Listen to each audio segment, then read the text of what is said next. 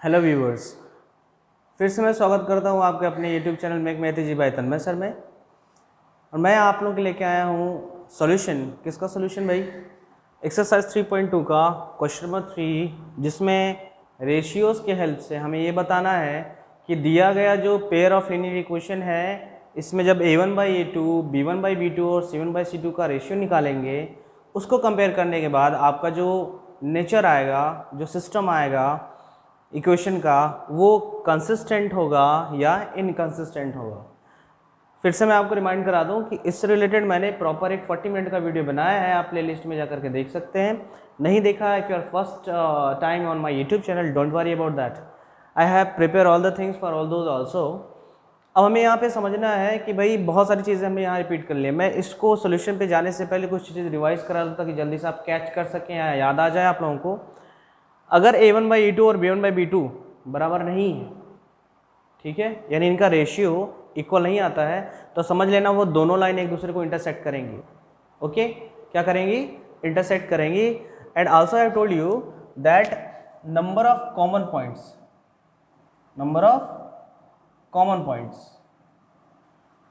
जितने common points होते हैं उसके उतने नंबर ऑफ सॉल्यूशन होते हैं। ठीक है ना? Number of solutions. कितने कॉमन पॉइंट? भाई दो लाइन है, ये दोनों लाइन एक दूसरे को कितने मैक्सिमम पॉइंट पे इंटरसेक्ट कर सकती हैं?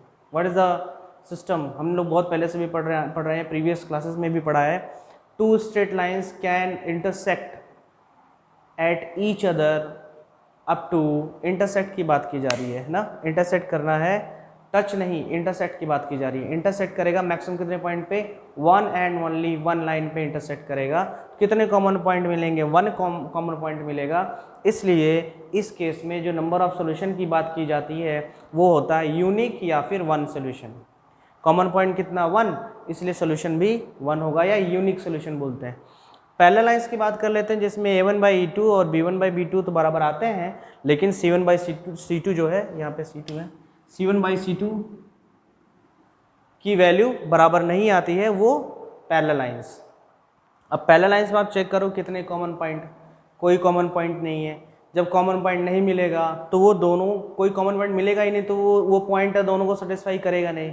जब सेटिस्फाई करेगा नहीं तो नो सोल्यूशन होगा। इसीलिए पैरेलल लाइन के केस में नो सोल्यूशन। हम इसको फिर से लिख देते हैं। इसमें आपका यूनिक सोल्यूशन आता है, ठीक है, यूनिक आता है, यूनिक सोल्यूशन।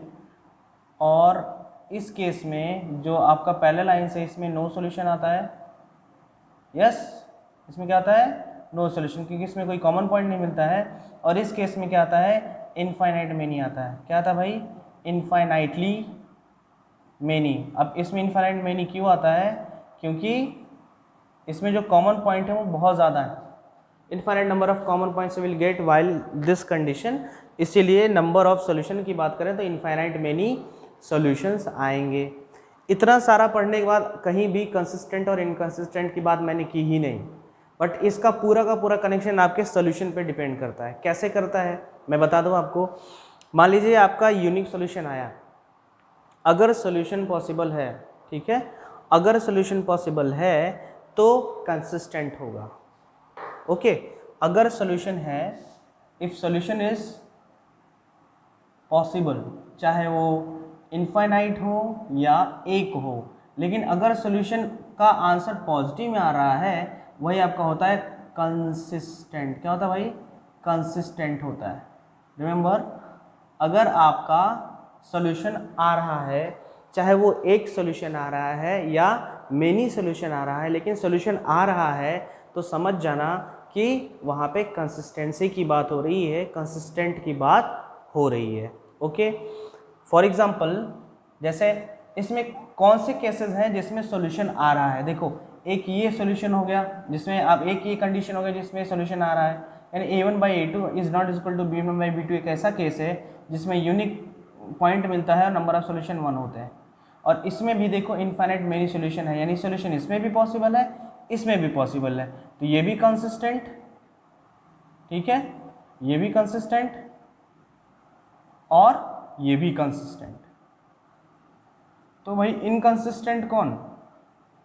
हमने कहा सॉल्यूशन होगा तो कंसिस्टेंट और नहीं होगा तो इनकंसिस्टेंट, तो ये बेचारे यही बच गया नो सॉल्यूशन वाले, ये आपके हैं कंसिस्टेंट, ठीक है ना, ये जो है वो इनकंसिस्टेंट है। बाकी दो लोग हैं जो कंसिस्टेंट हैं, क्योंकि ये दोनों केसेस में सॉल्यूशन पॉसिबल है, इसलिए ये दोनों कंसिस्टेंट है। जिसमें सॉल्यूशन पॉसिबल नहीं है वो इनकंसिस्टेंट है।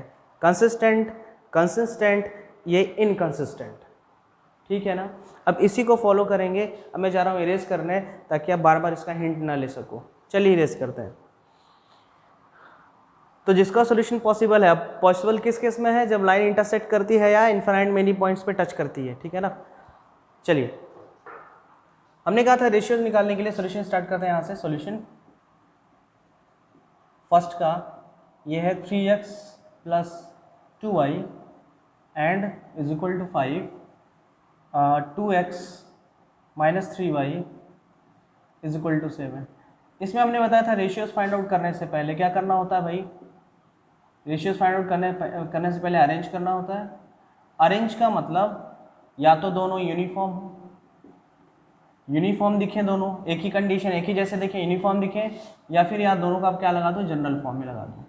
किस फॉर्म में लगा दो, जनरल फॉर्म में अरेंज करो। अब जनरल फॉर्म क्या है भाई, पहला टर्म x का, दूसरा y का, फिर c का। अरे इसका मतलब हो गया ना, जनरल फॉर्म मतलब ax + by + c = 0 के फॉर्म में हम दोनों को अरेंज करेंगे। a1 b1 c1 a2 b2 c2 आप जानते हैं वो दो है, इसलिए ऐसा लिखा गया है। तो आप दोनों ही इक्वेशन को इसके general form pair of linear equation 2 variable में लगाएंगे।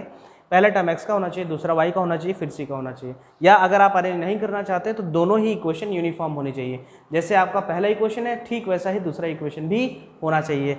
इन दोनों में से अगर कोई भी सेटिस्फाई करता है ना तो हम रेशियो निकालना स्टार्ट कर देंगे। तो देखते हैं क्या है, दोनों यूनिफॉर्म है। देखो इसमें पहला टर्म x का, इसमें y का, फिर इक्वल के बाद c है, और इसमें पहला टर्म x का, दूसरा y का, फिर इक्वल के बाद c है। तो ये यूनिफॉर्म दिख रहा है, ठीक है। अगर किसी को यूनिफॉर्मिटी का मीनिंग नहीं समझ में आया बेटा, not a problem at all, आप क्या कर सकते हो, आप दोनों को जनरल फॉर्म में कन्वर्ट कर दो। समझ गए, या तो दोनों यूनिफॉर्म हो गया तब भी आप रेशियो निकाल सकते हो, या तो दोनों को जनरल फॉर्म में कन्वर्ट कर दो। जनरल फॉर्म का मतलब क्या हो गया, आप इसी फॉर्म में लगा दो। जैसे आप लगाना चाहते हो इसको क्या लगा सकते हो, 3x + 2y - 5 = 0 हो जाएगा, और ये हो जाएगा आपका 2x - 3y - 7 = 0। इस फॉर्म में हमने लगा दिया उसको, ओके। तो इन दोनों, चाहे तो ये दोनों यूनिफॉर्म हो, अगर नहीं यूनिफॉर्म समझ में आ रहा है तो आप दोनों को जनरल फॉर्म में बदल लो, उसके बाद ही रेशियो निकालो, नहीं तो गलत हो जाएगा। You may get the incorrect answer while you are going to solve very easy question. लग रहा है इजी है, आसान है, बट छोटी सी भी गलती अगर आपने की तो आपका पूरा आंसर चेंज हो जाएगा, ठीक है। चलिए, तो ये ऑलरेडी यूनिफॉर्म है, आप चाहें तो इससे भी लगा सकते हैं, will get the same answer, और आप चाहें तो इससे भी लगा सकते हैं, मैं गेट द। मैं एक बता देता हूँ, बाकी आप करिएगा। जैसे 3x, हम इसे लगा रहे हैं, 3x + 2y, a1 b2 लगा लेते हैं, a1 a2 b1 b2 c1 c2।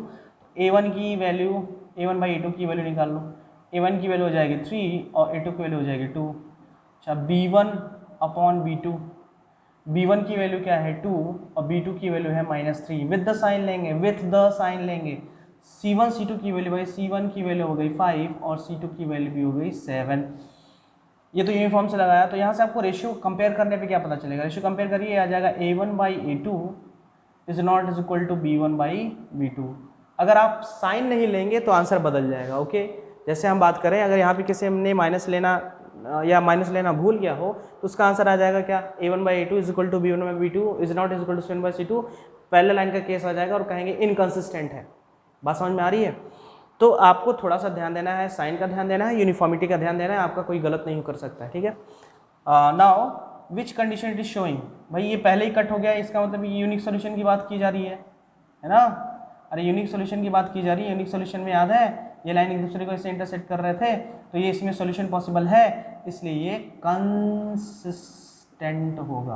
क्या होगा, कंसिस्टेंट होगा, क्योंकि यही पूछा है कंसिस्टेंट है कि इनकंसिस्टेंट है, so it will be consistent. Solution है तो कंसिस्टेंट है, और सॉल्यूशन नहीं है तो इनकंसिस्टेंट है। इनकंसिस्टेंट में सिर्फ एक केस है, पैरेलल लाइन वाला, क्योंकि वही ऐसा केस है जब दोनों लाइन में कॉमन पॉइंट नहीं मिलता है, इसलिए सॉल्यूशन नहीं होता। जब सॉल्यूशन नहीं है तो इनकंसिस्टेंट। और कंसिस्टेंट के दो केसेस हैं। पहला वाला केस है जिसमें यूनिक सॉल्यूशन मिलता है, ये वाला। एक इनफाइनाइट मेनी सॉल्यूशन है जिसमें हम a1/a2 is equal to b1/b2 is equal to c1/c2 जब करते हैं, वो केस होता है इनफाइनाइट मेनी सोल्यूशन का। अभी मैंने लिखा था, आपको याद हो जाना चाहिए। मैं बार बार इसलिए चीज़ों को रिपीट करता हूँ ताकि listening is more than the writing. आपको लिखने से ज़्यादा सुनने से याद होता है, इसलिए ध्यान से सुनिए इस चीज़ को। ये समझ में आ गया। अब इसी क्वेश्चन को हम इस फॉर्म से लगाने जा रहे हैं, यानी जनरल फॉर्म में बदल के देखते हैं भाई कंसिस्टेंट आता कि नहीं आता। चलिए अब लगा लेते हैं यहाँ पे। अगर हम इसके अकॉर्डिंग चले, अरेंज करके चलते हैं इसको, क्या आ जाएगा? a1/2 की वैल्यू बताना जरा। a1/2 हो जाएगा आपका 3/2। अच्छा, b1/b2 की value it will B 2/-3। Okay, and what about c1/c2? c1 की वैल्यू -5, c2 की वैल्यू -7। अब सिंप्लीफाई करेंगे तो आएगा 5/7। Got it? Again on comparing the ratio what we are getting a1/a2 which is not is equal to b1/b2। तो यहीं पे decide हो गया कि आगे आपको चेक करने की ज़रूरत ही नहीं है। ये आपका कौन सा आ गया? यूनिक सॉल्यूशन वाला केस आ गया। यूनिक सॉल्यूशन वाला केस है ना। यूनिक सॉल्यूशन का मतलब ये लाइन एक दूसरे को ऐसे इंटरसेक्ट करती है, इंटरसेक्ट करेगी तो सॉल्यूशन पॉसिबल है। सॉल्यूशन पॉसिबल है तो कंसिस्टेंट होगा। देखो आंसर वही आया, कोई चेंजेस नहीं आया। अब आपके पास दो रास्ते हैं, दो ऑप्शन है। इधर यू कैन अरेंज यूनिफॉर्मली, या तो दोनों यूनिफॉर्म है, दोनों में सी एक ही तरफ है, एक्स के नीचे होना चाहिए, वाई का टर्म वाई के नीचे होना चाहिए, एक्स का टर्म एक्स वाले टर्म के साथ होना चाहिए, वाई वाला टर्म वाई वाले टर्म के साथ होना चाहिए, और सी वाला टर्म सी वाले के नीचे ही होना चाहिए। यही यूनिफॉर्मिटी होती है। अगर यूनिफॉर्म कर लिया तो आपका आंसर गलत नहीं होगा। कुछ नहीं समझ में आ रहा है, सीधे सीधे दोनों इक्वेशन को ax + by + c, ax + by + c दोनों में लगा दो, रेशियो निकाल लो। अगर कंडीशन याद है तो आप लगा लेंगे। Let us quickly move on the next part, second की तरफ चलते हैं। अब कॉन्सेप्ट समझ में आ गया है? ओके, अब हम सॉल्यूशन करने वाले हैं सेकंड पार्ट का। Second part, what is the second one? Here it is 2x - 3y, 2x - 3y equal to 8 and 4x - 6y equal to 9। दोनों यूनिफॉर्म है, दिख रहा है। x के नीचे x का टर्म है, y के नीचे y का टर्म है, c के नीचे c का टर्म है। यूनिफॉर्म है, ये दोनों यूनिफॉर्म है। अगर यूनिफॉर्म है तो हम रेशियो के लिए विदाउट हेजिटेशन फाइंड आउट कर सकते हैं। a1/a2 की वैल्यू निकाल लो आप। a1/a2, a1 की वैल्यू 2, a2 की वैल्यू है 4, सिंप्लीफाई कर देंगे आ जाएगा 1/2। अच्छा, b1/b2 की वैल्यू बता दीजिए आप। b1/b2 की वैल्यू हो जाएगी भाई -3 और -6। हमने कहा था विथ द साइन लेंगे, विथ द साइन आपको लेना पड़ेगा। साइन के साथ प्लस है तो प्लस लेंगे, माइनस है तो माइनस लेंगे। आपका कैंसिल हो जाएगा, क्या आएगा? 3 × 1 = 3, 3 × 2 = 6, 1/2 आएगा। और c1/c2 की वैल्यू जरा बताइए क्या आएगा भाई? 8/9 आएगा। कंपेयर करने पे पता चला कि ये दोनों बराबर आ रहे हैं। ठीक है, these two are equal. So which condition you are getting here? a1/a2 is equal to b1/b2, but यहाँ पे c1/c2 तो बराबर नहीं आया। अब थोड़ा सा अपने मेमोरी पे जोर डालिए, कंसंट्रेट करिए और बताइए कौन सा केस दिख रहा है। ग्राफिकल मीनिंग समझना है आपको। ग्राफिकल मीनिंग समझ गया तो कंसिस्टेंट इनकंसिस्टेंट को रट्टा मारने की बिल्कुल जरूरत नहीं है। आपको ये ध्यान देना है कि ये कंसिस्टेंट है, इनकंसिस्टेंट। कंसिस्टेंट का मतलब दो केसेस बनेंगे जिसमें एक सोल्यूशन है यूनिक वाला, एक इनफाइनाइट मेनी वाला। उसका रेशियो वाला आपको याद होना चाहिए। तो ये देखो पैरेलल लाइन का केस बन रहा है। अगर आपको याद आ गया होगा तो ठीक है, नहीं याद है तो मैं बता देता हूँ। ये आपका पैरेलल लाइन का केस आया। कौन सा केस आया? पैरेलल लाइंस का केस आया। पैरेलल लाइंस में आप एक बार ड्रॉ करोगे तो आपको कोई कॉमन पॉइंट नहीं मिलेगा, नो कॉमन पॉइंट्स। अब जब कोई कॉमन पॉइंट्स नहीं होगा तो नो सॉल्यूशन होगा ना। बोलो भाई, नो सॉल्यूशन होगा। अगर नो सॉल्यूशन होगा तो आएगा inconsistent. Not is clear? I hope so समझ में आ गया होगा। अगर सॉल्यूशन नहीं मिलेगा, जहाँ पे ना की बात आएगी वो इनकंसिस्टेंट, जहाँ पे बात यस की आएगी, पॉजिटिव की आएगी, वो कंसिस्टेंट होगा। तो ये भी लग गया। इसको आप चाहो तो स्टैंडर्ड फॉर्म में भी या फिर जनरल फॉर्म में कन्वर्ट करके लगा सकते हो। ओके, क्या समझ में आ गया? याद हो जाएगा करते करते आपको। थर्ड पार्ट देख लेते हैं जल्दी से। So let us see the third one, where it is 3/2x। Third का सोल्यूशन है 3/2x plus 5/3y equal to 7 and 9x minus 10y equal to 14। ये आपका हो गया दूसरा इक्वेशन। ठीक है, आपको रेशियो निकालना है। रेशियो निकालने से पहले सबसे बड़ी बात आपको यूनिफॉर्मिटी चेक करनी है। यूनिफॉर्मिटी चेक कर लो। x के नीचे x का टर्म होना चाहिए, y के नीचे y का टर्म होना चाहिए, इक्वल के नीचे इक्वल का टर्म होना चाहिए, और c के नीचे c का टर्म होना चाहिए। ये यूनिफॉर्मिटी हो गई। चेक कर लो भाई। a1/a2 की वैल्यू ज़रा बताइए। तो a1/a2 की वैल्यू हो जाएगी ब्रैकेट में लिखना होगा 3/2, ये हो गया a1 बाई a2 की वैल्यू होगी 9। अभी इससे ब्रैकेट लगाने से फायदे बहुत है आपके। First fraction by second fraction, तो फर्स्ट फ्रैक्शन आपको उसी तरह रहता है और सेकंड फ्रैक्शन का रेसिप्रोकल हो जाता है। 9 है तो 9/1 लिख सकते हैं, यह जाएगा 1/9, 3 3 जा 9, तो यहाँ पे 3 आ जाएगा और क्या आ जाएगा 1/6। सही है ना।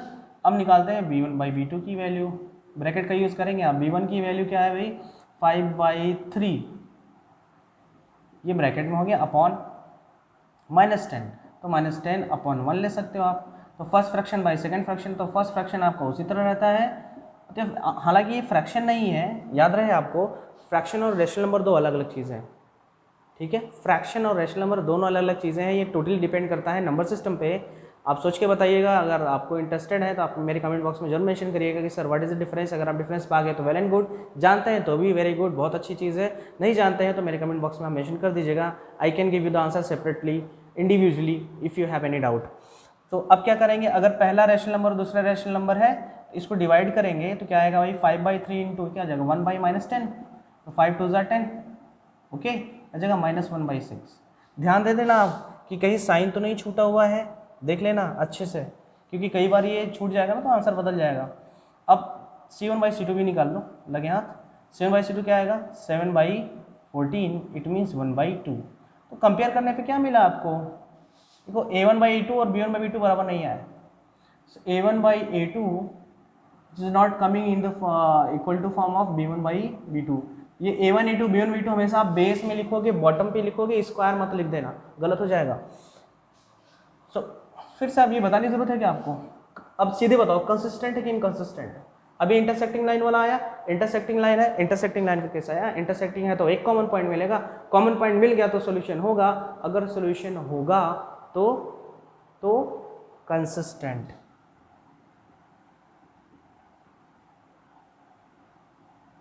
करेक्ट, तो ये कंसिस्टेंट हो गया। आगे देख लेते हैं अगला पार्ट, ये समझ में आ गया होगा, डाउट तो नहीं है। अगर आपको डाउट है तो आप पॉज करिए, लगाइए और फिर से प्ले करिए। Okay, so let us see the next one.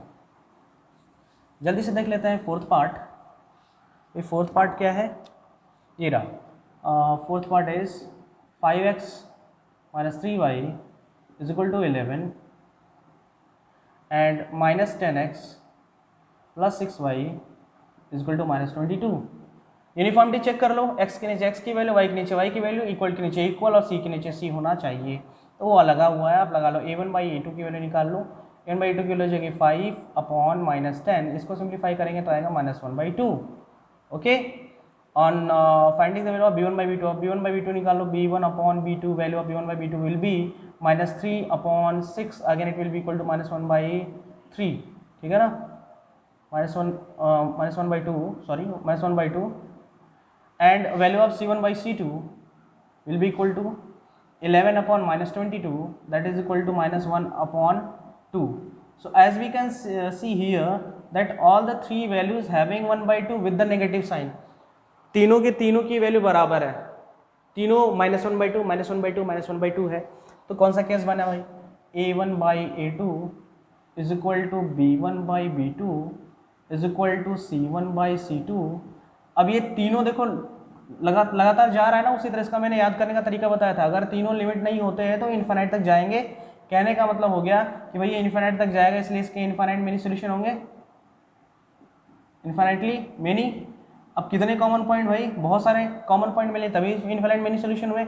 और अगर सोल्यूशन पॉसिबल है, हमने लिखा था अगर सोल्यूशन पॉसिबल है तो वो without any hesitation it will be consistent. क्या होगा, कंसिस्टेंट होगा।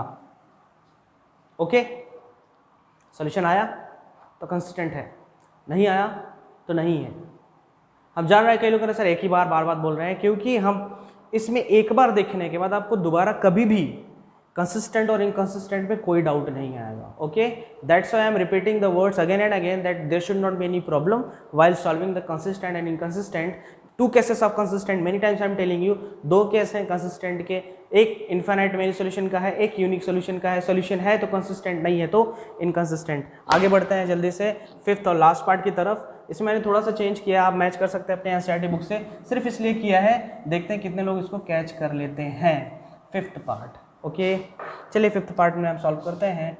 फिफ्थ पार्ट है हमारा 4/3x + 2y = 8 और दूसरा है हम लोगों का 2x + 3y - 12 = 0। चलिए रेशियो फाइंड आउट करते हैं। 4a1/2 निकालो भाई, a1/a2 की वैल्यू आ जाएगी 4/3, ये आपका हो गया a1/a2 आ गया 2, इसको सॉल्व करते हैं 2/1 आएगा, आ जाएगा 4/3 मल्टीप्लाइड बाई 1/2, ये कैंसिल हो जाएगा, आ जाएगा 2/3।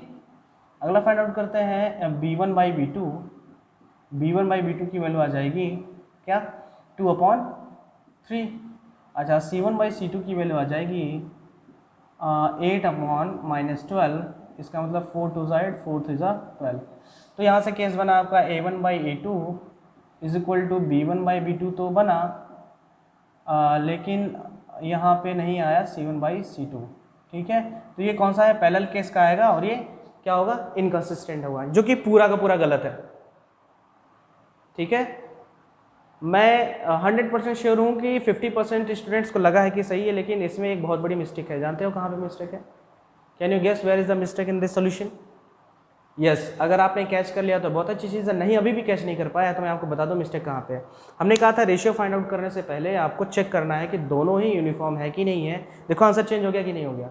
अगर आप यूनिफॉर्मिटी चेक नहीं करोगे बेटा, इस तरह से लगाओगे तो गलत हो जाएगा। तो आप पहले जो स्टेप मैंने बताया उसको बिल्कुल माइंड में फिक्स कर लो कि यूनिफॉर्मिटी होनी चाहिए। यूनिफॉर्मिटी का मतलब पहला एक्स का टर्म एक्स के नीचे होना चाहिए, वाई का टर्म वाई के नीचे आता तो सही है, लेकिन यहाँ देखो इक्वल के यहाँ पे देखो यूनिफॉर्मिटी नहीं है, यहाँ पे ये गलत हो गया, तो इसको आप अरेंज करना पड़ेगा, अरेंज करना पड़ेगा ना। इस 12 को इधर भेज दो या तो इस 8 को इधर ला दो, तब यूनिफॉर्म हो जाएगा। अब हम करेक्ट अगर फॉर्मेशन करें तो हो जाएगा 4/3x + 2y। अभी देखो आंसर आ रहा था इनकंसिस्टेंट, पैरेलल वाला केस आ गया, लेकिन अगर हम सही से लगाएंगे तो क्या आएगा, = 8 और ये आ जाएगा 2x + 3y = हमने -12 को उधर भेज दिया, क्या आएगा +12। अब देखो यूनिफॉर्म हो गया, x के नीचे x हो गया, y के नीचे y हो गया, इक्वल के नीचे इक्वल हो गया, c के नीचे c हो गया। अब ये तो सही था, ये भी सही था, ये भी सही था, लेकिन यहाँ गलत हो जाएगा। अब ये क्या, यहाँ पे सही कर लो आप, 7/c2 की वैल्यू 8/12, दोनों पॉजिटिव आएगा तो 2/3, और ये देखो साइन यहाँ पे बदल जाएगा 7/c2। अब ये आएगा इनफाइनाइट मेरी सोल्यूशन का, इनफाइनाइटली तो पूछा नहीं है, हमें पूछा है कंसिस्टेंट है कि इनकंसिस्टेंट है। तो इनफाइनाइटली में एनी सोल्यूशन है, एनी सोल्यूशन पॉसिबल है, अगर सोल्यूशन पॉसिबल है तो भैया वो कंसिस्टेंट होगा। ठीक है, क्या होगा, कंसिस्टेंट होगा। It's all about all the parts of question number 3, 1 2 3 4 5। जो भी गलतियां पॉसिबल है मैंने लास्ट में करके भी बता दी क्या कहाँ पे गलती आप करते हो। अगर आपने सीख लिया अच्छी बात है, नहीं सीखा तो आप एक बार और कमेंट बॉक्स में कर सकते, मुझे समझ में नहीं आया, I can sort out your problem individually. But आपको करना क्या, you have to take the pen and paper with you have to pause my video, you have to solve the question again and again until unless you are not getting the correct solution. जब तक नहीं समझ में आएगा तब तक छोड़ेंगे नहीं, ठीक है ना। अब कंसिस्टेंट इनकंसिस्टेंट का कोई भी क्वेश्चन आएगा तो कर लेंगे, इतना कॉन्फिडेंस आपके अंदर होना चाहिए। Okay, I hope that I have help you out in this critical condition. I have a very limited source but my wishes are unlimited to help all of you. ठीक है, I am not a professional YouTuber but still I hope that you will subscribe my channel for your upcoming videos. बहुत से interesting videos और हर छोटी छोटी बात आपके साथ शेयर होगी। बने रहेगा हमारे साथ हमारे चैनल में। Thanks for watching my videos and don't forget to subscribe like this time. Thanks for giving your important time for your important study. Thanks and be with me next time. Okay, bye.